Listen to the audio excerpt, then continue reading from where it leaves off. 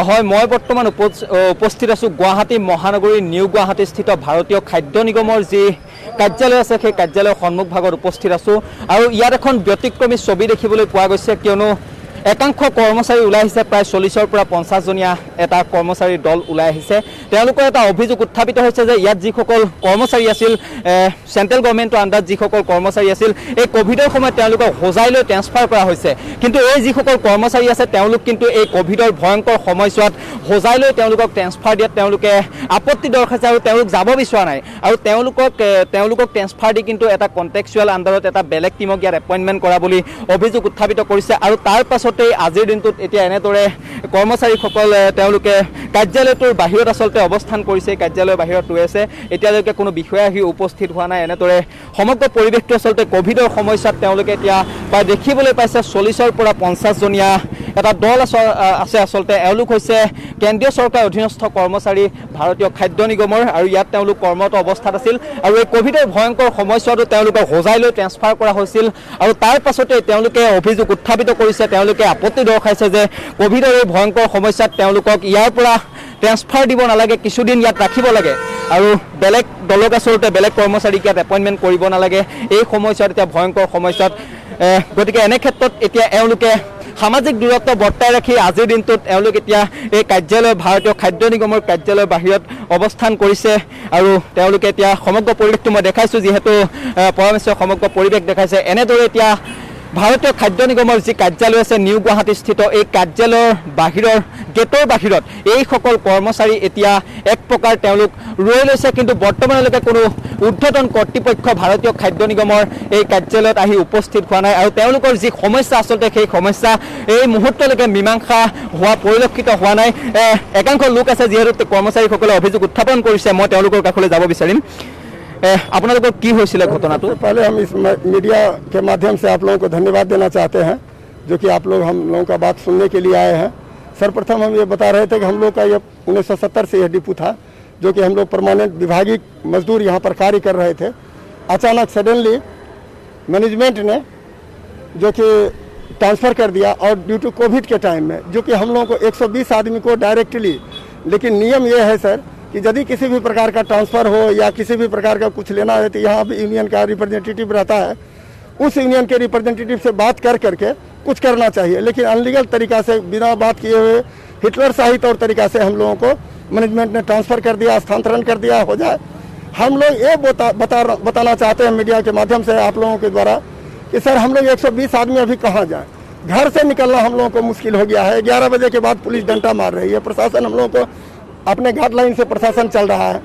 प्रशासन किसी भी प्रकार का हम लोगों के साथ में अत्याचारी नहीं कर रहा है, दुराचारी नहीं कर रहा है, ठीक ढंग से चल रहा है।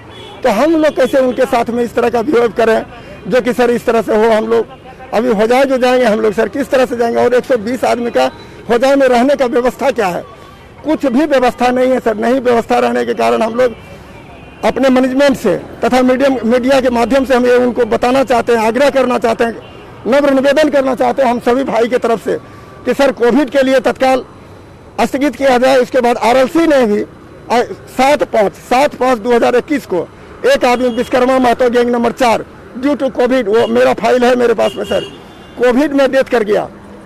उसके लिए मैंने यहाँ पर यही डिपो में 7/5/2021 को उसका इस ऑफिस के पर गैंग नंबर 4 हेल्डिंग labour Vishwakarma Mahato, age 41 years, जवान लड़का, कुछ नहीं हुआ था, सिर्फ सांस फूलता था। वो चला गया सर एमएमसी, काम करते समय उसको सांस एमएमसी में गया था सर। इसके बाद में वो डेथ कर गया।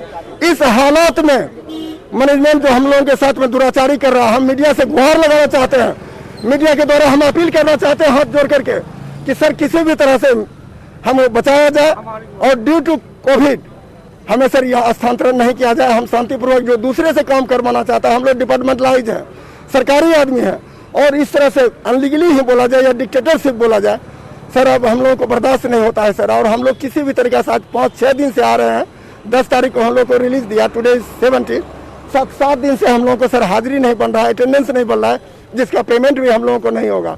अब कोविड-19 के द्वारा जो हम लोगों का विश्वकर्मा महतो डेथ किया है सर, उसके लिए हमने इन्फॉर्मेशन दे दिया, फिर भी इन्होंने हम लोगों के साथ में जाति करके मैनेजमेंट ने इस तरह से किया है सर। हम लोगों के साथ में समझ में नहीं आता है। हम लोग आरएलसी से भी लिया, आरएलसी ने धारा लेबर रीजनल लेबर कमिश्नर ने सर हम लोगों को फेवर में देते हुए 33 लगा करके दिया था। 33 लगा करके मतलब होता है यथावत, तुम जहाँ हो वहीं रहो। और 20 तारीख को बुलाया था, लेकिन 20 तारीख के पहले ही 10 तारीख को हम लोगों को रिलीज दे दिया। 10 तारीख को रिलीज देने के बाद फिर हम उस कॉपी को लेकर के आरएलसी के पास पहुंचा। आरएलसी साहब ने बोला कि ठीक है, हम कल 12 तारीख को डेट दिया। 12 तारीख में इन्होंने लिखा है कि यदि नहीं मानते, 12 तारीख को उनको बुलाया, 12 तारीख को बोला हम नहीं जाएंगे। मैनेजमेंट नहीं गया। हम लोग वो पेपर भी है हमारे पास सर, सबूत के तौर पर आरएलसी का, उसमें हम लोगों का साइन है 2 आदमी का, लेकिन वो एब्सेंट है मैनेजमेंट। फिर वो पेपर लेकर के हमने आरएलसी में गया कि सर इस तरह से हुआ है। वो तो आपका 33 भी नहीं माना, सेक्शन 33 ये भी नहीं माना। जब नहीं मानने के कारण सर वो क्या किया है, 1/6 को डेट दिया है सर, 1/6 को डेट दिया है फिर मिलने के लिए। 1/6 को ये 1/6 को डेट दिया है, बोले बिना बातचीत किए हुए आरएलसी। हम लोग कहाँ जाएंगे सर डायरेक्ट? हम लोग तो लेबर कोर्ट में ही जाएंगे ना साहब, उसके ऊपर तो हम डायरेक्ट हाई कोर्ट तो नहीं जा सकते हैं। अब ये इसमें एब्सेंट होगा तो हाई कोर्ट देंगे। और ये 20 तारीख को सर 33 लगा करके दिया है सर, 33 ये लगा करके दिया है सर। 33 का रुकिए ना भाई, 33 का मतलब होता है सर कि जो जहाँ पर हो वहीं पर रहो, जब तक कि वो 20 तारीख को 11:30 में बातचीत ना करे। बातचीत में हम लोगों के बीच में समझौता होता, सब कुछ होता। लेकिन सर इस तरह से हमको डर ये भी लगता है सर कि मैनेजमेंट इस तरह से हम लोगों के साथ में क्यों कर रहा है। इतना अच्छा रिलेशन था मैनेजमेंट के साथ में, फिर भी अचानक मैनेजमेंट इस तरह से किया है सर। हम लोग आप लोग मीडिया के माध्यम से सभी मैनेजमेंट को गुस्सा करके नहीं, शांति स्वभाव से हम हाथ जोड़ करके विनम्र करते हैं कि ड्यू टू कोविड-19 हमें रोका जाए सर। आप लोग का जो दावी है ना, वो मैनेजमेंट ने नहीं सुना सर, नहीं सुना। और एक कागज आरएलसी का जो ऑर्डर है सर, उसको भी अवॉइड किया है वो। इसके बाद 1/6 को डेट दिया। कम से कम 1/6 तक तो देख लो, चीफ लेबर इंस्पेक्टर क्या बोलता है, रीजनल लेबर कमिश्नर क्या बोल रहा है।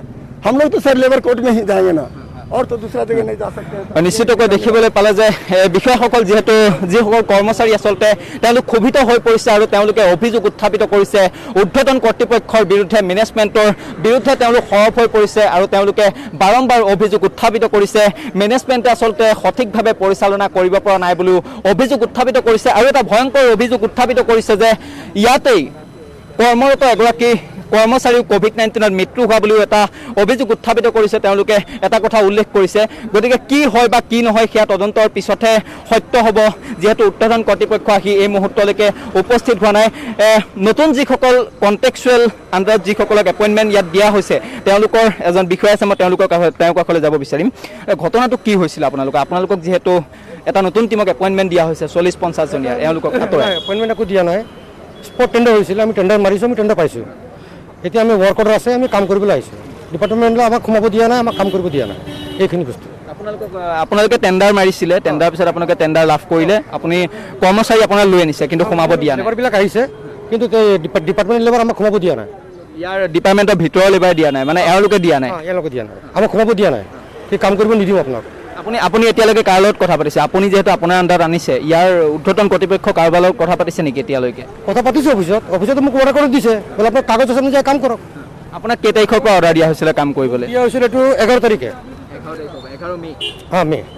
আপুনি কেতিয়া আহিছিলে কাম কৰিবলৈ? এইবাৰ আহিছোঁ, আগতে সোমাব দিয়া নাই, আজি আকৌ আহিছোঁ, আজি আকৌ সোমাব দিয়া নাই মোক। আপুনি বিষয়টো ঊৰ্ধ্বতন কৰ্তৃপক্ষক জনাইছিলে নে? মই জনাইছোঁ চবক। কি কয় আপোনাক? সিহঁতে কৈছে আমিতো আপোনাক অৰ্ডাৰ দিছোঁ, আপোনাক কাম কৰিব লাগিব, কৰক। কিন্তু এওঁলোকে যদি আপোনাক সোমাবলৈ নিদিয়ে, আপুনি তেতিয়া কি কৰিব? এইটোতো বস্তুটো হৈ গ'ল, এতিয়া মইতো তাতে ফাঁচি আছোঁ ন। এই বিষয়টো মীমাংসা কোনে কৰিব? আচলতে মীমাংসাটোতো হ'ব লাগিব, যিহেতু এওঁলোক যদি ক'ভিডৰ টাইমত এনেকৈ দৰে ৰখি থাকে, আপুনিও নিজৰ টিমটোক ভৰাব নোৱাৰিব। মীমাংসাটো কোনে কৰিব? এতিয়া ডিপাৰ্টমেণ্ট বস্তু, এইটো মই কি ক'ম আৰু। ডিপাৰ্টমেণ্টক আপুনি উত্থাপিত কৰিছে অভিযোগটো? মইতো কৈছোঁ অলৰেডি, কিন্তু এতিয়া যদি সোমাব নিদিয়ে তেতিয়া প্ৰশাসনে আমাক হেল্প কৰিব আৰু কি আছে, প্ৰশাসনৰ তাত যাম আমি, আমাৰ কপি আছে, আমাক সোমাব দিয়ক। নিশ্চিতকৈ এটা কথা এইগৰাকী কৰ্মচাৰীয়ে উল্লেখ কৰিছে যে তেওঁ টেণ্ডাৰ পেলাইছিলে আৰু টেণ্ডাৰ লাভ কৰিছিলে। তাৰ পাছতেই তেওঁলোকৰ যিসকল বিষয় আছে ইয়াত আচলতে তেওঁ কৰ্মচাৰীক লৈ পিনি কাম কৰিবলৈ অনুমতি প্ৰদান কৰিছিলে, কিন্তু এওঁলোকে তেওঁলোকক গেটৰ ভিতৰলৈ কাম কৰিবলৈ সোমাবলৈ দিয়া নাই বুলি এটা অভিযোগ উত্থাপিত কৰিছে তেওঁ। আমি যিহেতু সমগ্ৰ পৰিৱেশটো দেখাইছোঁ আচলতে কেনেদৰে এইসকল এই ভাৰতীয় খাদ্য নিগমৰ নিউ গুৱাহাটীস্থিত যি মুখ্য কাৰ্যালয় আছে, এই কাৰ্যালয়ৰ সন্মুখত কেনেদৰে এতিয়া ৰৈছেহি দুইফালৰ পৰা আচলতে ইয়াত থকা যিসকল পুৰণা কৰ্মচাৰী তেওঁলোকক হোচাই লৈ ট্ৰেন্সফাৰ কৰা হৈছে আৰু তেওঁলোকে অভিযোগ উত্থাপিত কৰিছে যে কোভিডৰ এই সময়ত তেওঁলোকে ইয়াৰ পৰা যাব বিচৰা নাই, কিছুদিন ৰাখিবলৈ অনুৰোধ জনাইছে আৰু যিসকলক টেণ্ডাৰ দি পানি টেণ্ডাৰ লাভ কৰি কাম কৰিবলৈ ইয়াত অনুমতি দিয়া হৈছে আৰু তেওঁলোকক গেটৰ ভিতৰলৈ সোমাবলৈ দিয়া হোৱা নাই। এনেদৰে আৰক্ষীৰ লোকসকল আহিছে, আৰক্ষী লোকসকল সাজু হৈ আছে পৰিস্থিতি যাতে বেয়ালৈ নাযায়। ইয়াৰ যিসকল নিৰাপত্তাৰক্ষী আছে, ইয়াৰ ভিতৰৰ যিসকল নিৰাপত্তাৰক্ষী আছে তেওঁলোকো সাজু হৈ আছে আৰু আৰক্ষী লোকসকল আছে। এই মুহূৰ্তত আৰক্ষী লোকসকল আহি যিহেতু উপস্থিত হৈছে, যিহেতু সময় বহুতেই বেয়া, এতিয়া কোভিডৰ পৰিস্থিতি আটাইতকৈ দুঃসময় সমগ্ৰ অসমতে আৰু তেনে ক্ষেত্ৰত এনেদৰে এতিয়া যে এইসকল কৰ্মচাৰী ৰাজপথলৈ ওলাই আহিছে, অফিচৰ বাহিৰলৈ ওলাই আহিছে, সেয়া কিন্তু চিন্তিত কৰি তুলিছে সকলোকে। এনে ক্ষেত্ৰত এটা প্ৰশ্নৰ উদ্বেগ হৈছে, কিয় আচলতে এই ঘটনা সংঘটিত হ'বলৈ পাইছে? কোনোবাখিনিত ঊৰ্ধ্বতন কৰ্তৃপক্ষৰ ভুল আছে নেকি? যিহেতু মেনেজমেণ্টৰ কিছু ক্ষেত্ৰত ভুল আছে বুলি অভিযোগ উত্থাপিত হৈছে, এই প্ৰশ্নই কিন্তু এতিয়া চিন্তিত কৰি তুলিছে। আৰক্ষীৰ লোকসকল যিহেতু সাজু হৈ আছে, মই আৰক্ষী লোকসকলৰ পৰা জানিব বিচাৰিম। ছাৰ, যিহেতু আপুনি ইয়াত উপস্থিত হৈছে, ইয়াত ঘটনাটো কি হৈছিলে আচলতে? ঘটনাটো আপোনালোকে যিখিনি গম পাইছে যে এটা পাৰ্টি ট্ৰেন্সফাৰ হৈছে আৰু এটা পাৰ্টি নতুনকৈ এংগেজ কৰিছে, গতিকে তেওঁৰ মাজত এটা কনফ্লিক্ট হৈ আছে কোভিডৰ সময়ত। গতিকে আমাৰ ছিনিয়ৰ অফিচাৰ হওক, তেওঁলোকক দি ল'ব আপোনালোকে। আমি সেইকাৰণে চাইছোঁ যাতে ছ'চিয়েল ডিষ্টেঞ্চ মেইনটেইন কৰি তেওঁলোকে থাকক, তেওঁলোকৰ ছিনিয়ৰ অফিচাৰসকল আহক, কি কয় আমি চাই ল'ম। ছিনিয়ৰ অফিচাৰ কেতিয়া আহিব বুলি জনাইছে? আহিব, তেওঁলোকে আহিম বুলি কৈছে। আপোনালোকে কথা পাতিছিলে? নিশ্চিতকৈ আৰক্ষীৰ লোকসকলে উল্লেখ কৰিছে যে আৰক্ষীৰ লোকসকলে সমগ্ৰ পৰিৱেশটো আচলতে নিয়ন্ত্ৰণ কৰিব চেষ্টা কৰিছে আৰু তেওঁলোকে ইয়াৰ যিসকল ঊৰ্ধ্বতন কৰ্তৃপক্ষৰ বিষয়া আছে, ছিনিয়ৰ অফিচাৰ আছে, তেওঁলোকৰ লগত কথা পাতিছে আৰু কিছু মুহূৰ্তৰ পিছতে ইয়াত উপস্থিত হ'ব বুলি আৰক্ষীৰ লোকসকলে উল্লেখ কৰিছে আৰু আশা প্ৰকাশ কৰা হৈছে যে এই যি বিষয়টো কোভিডৰ সময়ত এটা অতি চিন্তনীয় বিষয় হৈ পৰিছে, এই বিষয়টোৰ যাতে মীমাংসা হয় তাৰে আশা প্ৰকাশ কৰা হৈছে। ছাৰ, যিহেতু আপুনি অফিচৰ ভিতৰলৈ গৈছিলে আৰু আপুনি ডিভিজনেল মেনেজাৰৰ লগত কথা পাতিছিলে, তেওঁ কি ক'লে আপোনাক? কৈছে এইটোতো চৰকাৰী চাকৰিয়াল, এওঁলোকো চেলাৰী পায়, আমিও চেলাৰী পাওঁ, গতিকে নিয়ম অনুসাৰে ট্ৰেন্সফাৰ হয়। সেই ট্ৰেন্সফাৰ তেওঁলোকক দিয়া হ'ল, তেওঁলোকে নিয়মমতে যাব লাগে। কিন্তু একেলগে 120জন মানুহক দিলে এওঁলোকৰ ইউনিয়নৰ কথা হৈছে, আমি নতুন জেগাত গৈ এই কৰোণাৰ সময়ত আমাৰ কিছুমান অসুবিধা আহি যায়, থকা মেলা মানে খোৱা মেলা এনেকুৱাকৈ। গতিকে সেই অসুবিধাৰ কাৰণে আমি মানে কেইদিনমান থাকিব বিচাৰিছোঁ। কিন্তু ইতিমধ্যে যিহেতু ট্ৰেন্সফাৰেই কৰিলে তেওঁলোকে, এতিয়া তেওঁলোক চৰকাৰী চাকৰিয়াল, চৰকাৰী অৰ্ডাৰ আগতে কৰিব লাগিছিল, আগত কৰিব পৰা নাই, কি কাৰণে কোড অফ কণ্ডাক্ট লাগি আছিলে। এতিয়া কোড অফ কণ্ডাক্ট কি হৈ গ'ল, এতিয়া এওঁলোকক ট্ৰেন্সফাৰ দিলে সেই মতেৰে তেওঁলোক যাব লাগে নতুন জেগাত। আৰু তেওঁলোকৰ নিজৰ ষ্টাফৰো মানুহ ট্ৰেন্সফাৰ হৈ গৈছে।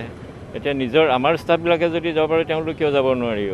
এতিয়া সেইখিনি নিয়মৰ মাজত চলি আছে, কৰিব লাগিব এইখিনি, সেইটোৱে কথা। এটা কথা আছে, প্ৰশাসনৰ ক্ষেত্ৰতো ৰদবদল কৰা হৈছে, সেইটো হৈ থাকে। প্ৰশাসনে চাকৰি অনুযায়ী নিয়ম অনুযায়ী ৰদবদল হ'বই, কিন্তু 120ৰ এটা টীম, তেওঁলোকতো তেনেকুৱাই ছিষ্টেমটো, কাৰণ লেবাৰ এজন দুজন ট্ৰেন্সফাৰ নহয়তো, তেওঁলোক লট হিচাপত ট্ৰেন্সফাৰ হয়। তেনেকুৱা এটা টীম ট্ৰেন্সফাৰ দিব আৰু ক'ৰবাৰ পৰা এটা টীম আহিব ইয়াত, তেনেকুৱা ধৰণৰ এজন দুজন নহয় তেওঁলোকৰ। কাৰণ লেবাৰ কাম কৰিলেতো এজন দুজনে নকৰিব ন, তেওঁৰ টীম হিচাপত আছে, টীম হিচাপত কাম কৰিব, লোডিং আনলোডিং এইটো ছিষ্টেমটো কৰিব, গভমেণ্ট চেলাৰী হোল্ডাৰ, সেইটো আৰু আপুনি যিহেতু বিষয়াৰ লগত কথা পাতিছিলে ঊৰ্ধ্বতন কৰ্তৃপক্ষৰ, বিষয়টো মীমাংসা কৰাৰ ক্ষেত্ৰত কি কৈছে? দুটা পক্ষৰ মাজত এতিয়া কথাটো আলোচনা হৈ আছে। তেনেকুৱা মীমাংসা কৰাৰ ক্ষেত্ৰত নহয়, ধৰি লওক ট্ৰেন্সফাৰ দিয়াৰ পিছততো মীমাংসাৰ কথা নাহে। এতিয়া মোক যদি পাৰ্চনেলি মোক ট্ৰেন্সফাৰ দিয়ে, এতিয়া মই আন্দোলন কৰিতো মোৰ ট্ৰেন্সফাৰটো ৰখাব নোৱাৰোঁ, গতিকে ইয়াত মীমাংসাৰ কথা নাহে। এতিয়া চৰকাৰৰ দৰমহা লৈছোঁ যিহেতু, চৰকাৰে য'ত আদেশ কৰে মই তাতেই যাব লাগিব, সেইটোৱে নিয়ম। এই প্ৰচেছটো আৰু কোনো হল্ড কৰাৰ চান্স নাই। বাকী তেওঁলোকক আদালতে আশ্ৰয় লৈ যদি ল'ব দিছোঁ, আৰু আদালতে যদি কিবা ৰায় দিয়ে সেইটো বেলেগ কথা তেওঁলোকৰ। বাকী এই মুহূৰ্তত তেওঁলোকক ৰিকুৱেষ্ট কৰিছোঁ, PTS বাহিৰত যাব লাগে, এইটো ৰখাব নোৱাৰে এই ইমাৰ্জেঞ্চিৰ সময়ত। আৰু তেওঁলোকে এগ্ৰী কৰিছে যে চাব, যিখিনি ইমাৰ্জেঞ্চি বস্তু আৰু তেওঁলোকৰো এটা অন্তৰ আছেতো, সেইখিনি তেওঁলোক কোঅপাৰেট কৰিছে। তেওঁলোক যাবলৈ বাধ্য হৈছে। এতিয়া বাধ্য হোৱাৰ কথা নহয়, যিখিনি PDS আছে, PDSখিনি মানে এতিয়া বাহিৰত পঠিয়াব লাগিবতো, ছাপ্লাই মানে য'ত দিবলগীয়া আছে, এতিয়া সেইটো আৰু এটা কথা তেওঁলোকে অভিযোগ কৰিছিলে যে ইয়াত তেওঁলোকৰ লগৰে এজন কোভিডত আক্ৰান্ত হৈ কিছুদিনৰ আগতে মৃত্যু হৈছে বুলি কৈছে। এই ক্ষেত্ৰত সেইটো মোৰ ক'বলগীয়া একো নাই। সেইটো তেনেকুৱাতে আমাৰ পুলিচৰ হোৱা নাই নেকি? আমাৰোতো হৈছে। এতিয়া আমি সেইটোৰ যে আমি গোটেই পুলিচে ধৰি থাকিলে এইটো নহ'ব, কাৰণ এই মুহূৰ্তত নিজক বচাই ৰাখি বাকী কেনেকৈ সহায় কৰিব পাৰে সেইটোহে চাব লাগে, যাতে কোনো অসুবিধাত নপৰে। কাৰণ আমি যদি নিজৰ কাৰণে চিন্তা কৰি এইটো বাকীবিলাকৰ কাৰণে মানে চিন্তা কৰা আহৰি ক'ত বাৰু? সেইখিনি সময়ত চবেই সহযোগ কৰিব লাগিব।